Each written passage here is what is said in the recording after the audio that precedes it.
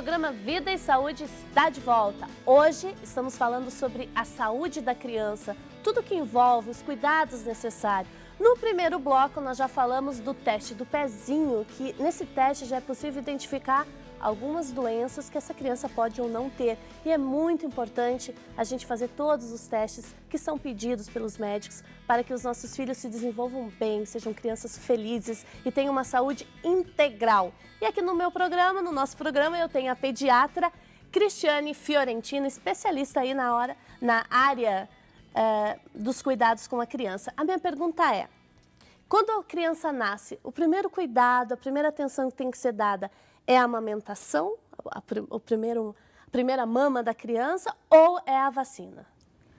Se a criança nasce bem, é um parto normal e ela nasce ativa, ela já pode ser entregue para a mãe. O ideal é que já vá para o peito, né?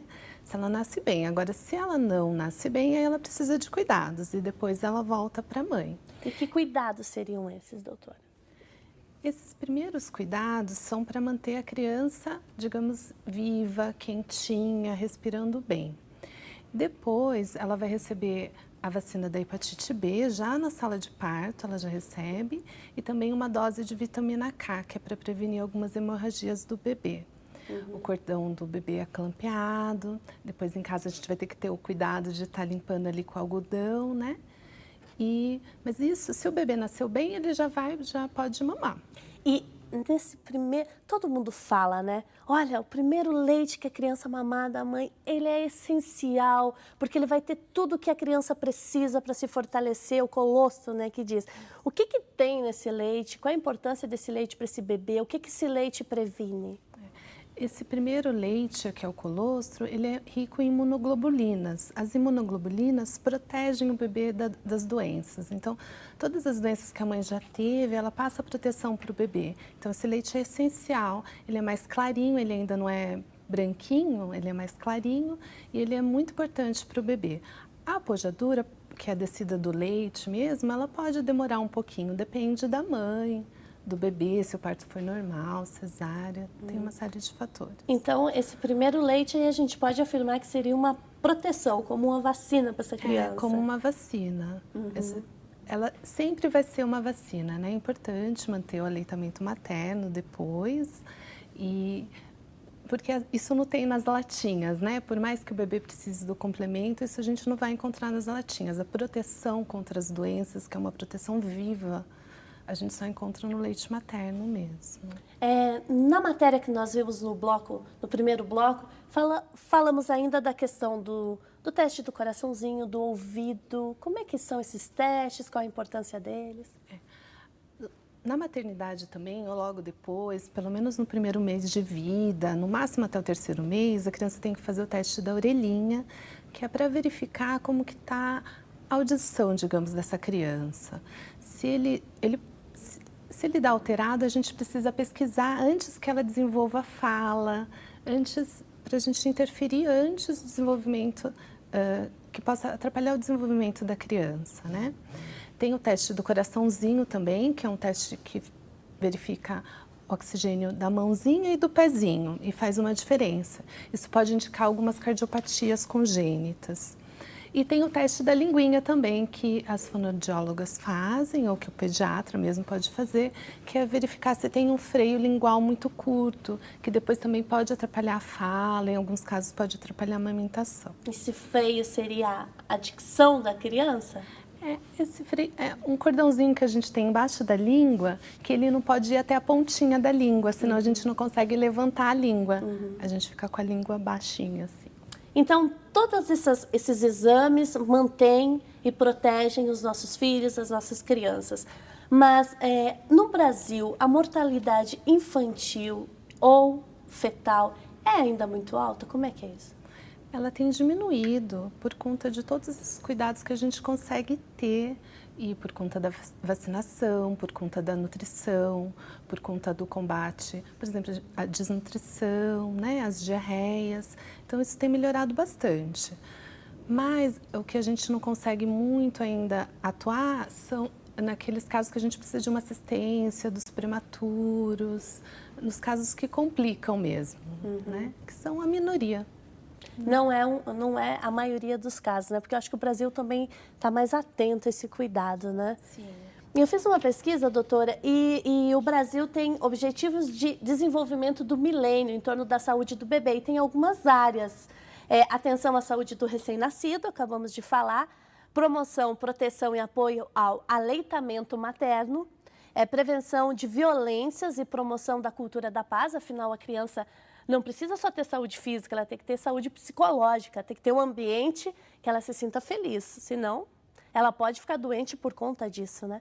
A vigilância da mortalidade infantil e fetal, o incentivo e qualificação do acompanhamento do crescimento e desenvolvimento. E nesse ano de 2016, falando em desenvolvimento, o calendário de vacinação mudou. Por que aconteceu isso? Teve algumas mudanças.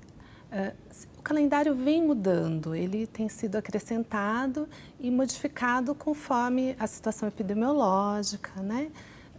Então, assim, houve algumas mudanças. Basicamente, uma droga que é aquela do Zé Gotinha vai ser injetável agora. Ah, não é mais gotinha. A princípio, assim, do segundo, quarto e sexto mês, antigamente era tudo gotinha. Agora elas são injetáveis, elas trazem menos efeitos colaterais, adversos, menos complicações para as crianças. Mas é mais um chorinho, né? Mas é um choro necessário, é uma picadinha, uma dorzinha, mas para evitar uma doença tão séria, né, que, assim, dos nossos pais, dos nossos avós, naquela época tinha, agora a gente não tem mais por conta da vacina, que né? Seria? A paralisia infantil. Né? Então, a gente tem uma situação controlada da paralisia infantil e da rubéola também. 5 anos sem rubéola no Brasil. Nossa, que bom, fantástico. Então, é uma picadinha, dói, pode dar uma febrinha, uma dor local, um inchaço, mas é para um bem maior, né?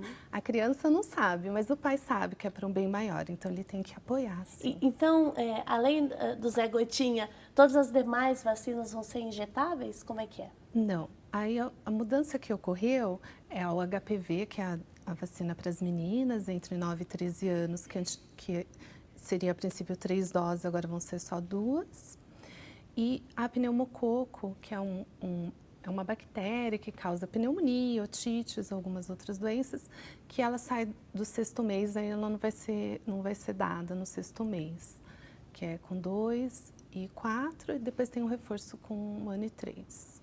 E aquelas crianças que já fizeram, então 1, 2, 3, 4 aninhos, já passaram pela vacinação pelo calendário antigo, como é que é isso? Vai ter que readaptar? Não, isso não são para as crianças novas que vão ser vacinadas, exceto para as meninas que já receberam HPV, que vão receber só 2, né? Mas a criança já tem 1 ano e 3, não mudou nada para ela, de agora em diante.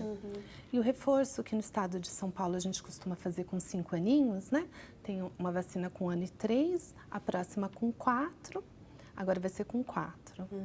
E depois a menina recebe com 9. Então, a gente fazendo essa vacina aos 4 anos, aí a cada 10 anos precisa estar fazendo, que é a de tétano, Sim. né? Então, a cada 10 anos, o resto da vida a gente precisa estar atualizando o cartão de vacina. Então, em vez de fazer com 15, vai ser com 14. Você falou a vacinação no estado de São Paulo, mas como é que é isso? Esse calendário não serve para o Brasil inteiro? Os estados, às vezes, adaptam um pouquinho conforme a sua situação, né?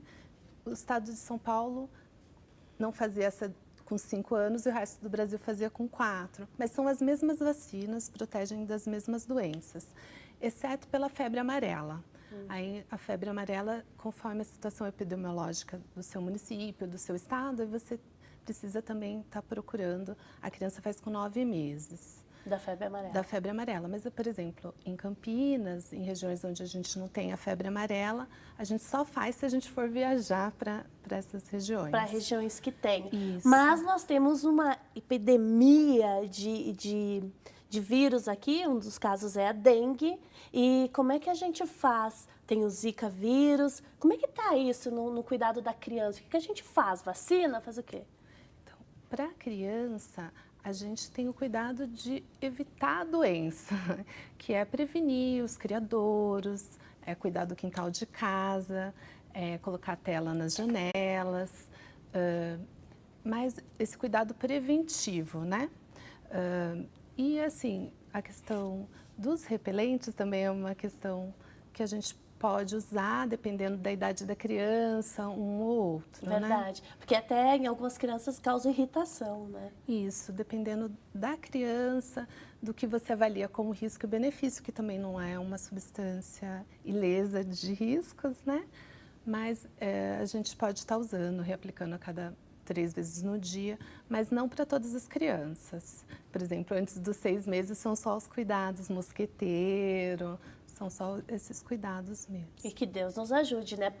Aliás, falando nesse problema que preocupa os pais, eu tenho uma arte aqui no ponto, né, diretor, que fala da microcefalia. É um problema aí que está deixando muito pai de cabelo em pé. O cérebro não se desenvolve de maneira adequada.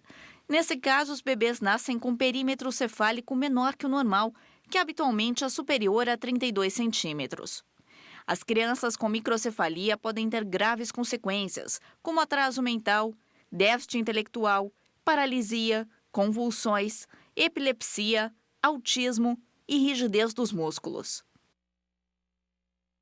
Gente, é muito problema para um bebê que está em formação, inclusive já teve, é verão e parece que essa doença se prolifera mais nessa época. E aí, doutora, faz como? Teve até pedido em rede nacional para que as mulheres não engravidassem agora. Como é que está essa situação do ponto de vista médico? É uma doença nova, então muita coisa a gente não sabe mesmo o que se passa, né? Mas a orientação é o risco maior é para grávida, porque é uma doença que não é reversível, né? Então, assim, uma dengue, ela pode levar à morte, mas de forma geral, ela é reversível. E a microcefalia, ela não é reversível. Então, a criança nasceu com aquele probleminha, aquela alteração, a gente não tem como voltar atrás, né?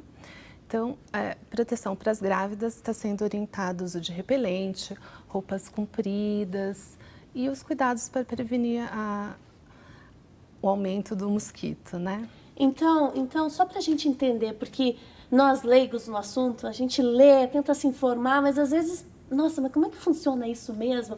Eu, pelo menos, me pergunto bastante, como é que é isso? O mosquito picou a mulher que está grávida, aí tem alguma coisa que vai para o feto, como é que é?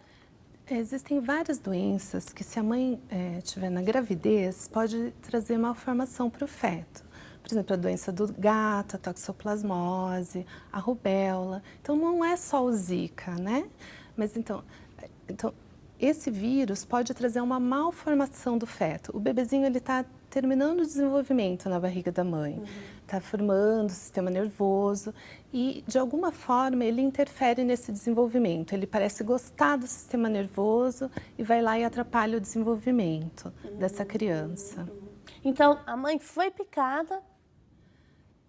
Ela não é 100% de chance. A gente não sabe o quanto que isso realmente interfere, né, em termos de número, né, em termos epidemiológicos de número. Mas se ela tiver a doença na gravidez, ela pode nascer com um bebê mal formado. Não é 100% de chance, assim como dessas outras doenças que eu citei, né? Por isso que é importante ela também estar fazendo o pré-natal direitinho e estar se prevenindo. E quais são os cuidados principais que essa mãe, então, muitas grávidas podem estar nos vendo, que ela tem que ter? Uso do repelente. A grávida está liberada para usar por conta do risco, né? A gente sempre pesa risco e benefício. O risco é grande, então ela tem que usar o repelente, roupinha de manga comprida, a casa com telas, proteção. E o cuidado para a gente não aumentar o número dos mosquitos, cuidados com os focos, né? Então, o cuidado maior é a gente cuidar do nosso quintal, a gente não ter os potinhos lá com água parado. E por mais que a gente cuide, todo mundo já sabe, volta e meia, se a gente não prestar atenção, tem algum foco na nossa casa que pode ocasionar dengue, enfim, esses outros vírus. Eu andei pesquisando e ouvindo de algumas pessoas que não é tão importante seguir à risca a caderneta de vacinação. Tem alguns pais que dizem, não, isso é manobra do governo para a gente comprar vacina. Eu não vou vacinar o meu filho, não, vou deixar ele sem. Queria que você falasse desse avanço do Brasil na melhoria da saúde das crianças por conta da vacinação. Assim, tudo que a gente vai fazer tem um risco e um benefício. Quando a gente usa uma vacina ou quando a gente usa um medicamento, tem um risco e um benefício, né? Então, a gente tem que avaliar que o benefício ele é bem maior do que o risco. Então, assim, a vacina ela não está isenta de risco, ela tem o seu risco também, desde uma dorzinha, uma febrinha, até coisas mais graves. Mas, quando a gente adota uma vacina, o risco de não usar é maior do que o risco de usar. Então, assim, hoje em dia a gente não vê difteria, rubéola, paralisia infantil, as diarreias por rotavírus diminuíram. Antigamente, as enfermarias de pediatria eram lotadas de diarreia e desidratação. Hoje em dia, a gente não vê isso. Então, a gente tem um grande benefício com essas vacinas. Elas são importantíssimas, né? Então, uma doença meningocócica tem uma evolução super rápida. Seu filho está com febre agora, daqui 3 horas, pode ser que ele não esteja bem, né? Então, assim, ter uma vacina que previne esse tipo de doença é muito importante. Então, o benefício é bem maior. A HPV também. A HPV tem, assim, a chance de prevenir câncer de colo de útero. Quantas mulheres não estão tratando câncer de colo de útero hoje? Você vai negar para o seu filho essa chance? É uma coisa muito séria, né? Então, a gente apoia, com certeza. Tem que apoiar, né? Doutora, como é que fica essa questão de... A gente leva a criança normalmente pequena para fazer as vacinas, às vezes faz várias, tem uma... Eu não vou lembrar a idade certa agora, que faz várias na perna e tal, e a criança passa febre, passa mal. Que cuidados a gente tem que ter com esse bebê, os efeitos colaterais? No geral, a gente pode usar um antitérmico se a criança tiver uma febrinha, porque em geral ela pode ter uma febrinha 2 dias depois da vacina. Não a primeira vacina do bracinho que ela recebe, que fica marquinha, essa não dá febre. Mas todas as outras podem ter uma febrinha, uma dor. Aí a gente tem que conversar com o pediatra para ver se ele libera o uso do antitérmico, uma compressinha quente. No geral, é esse tipo de efeito que a vacina causa, né? Mas o efeito uma é dor muito local e uma febrinha por 2 dias. No geral, é isso. O efeito é bem menor do que o problema que a criança possa ter. Olha, a gente vai para um rápido intervalo. Liga para a gente, 19 3871 9620 ou nosso e-mail, vidaesaude@rs21.com.br. Vou para um rápido intervalo, volto já já.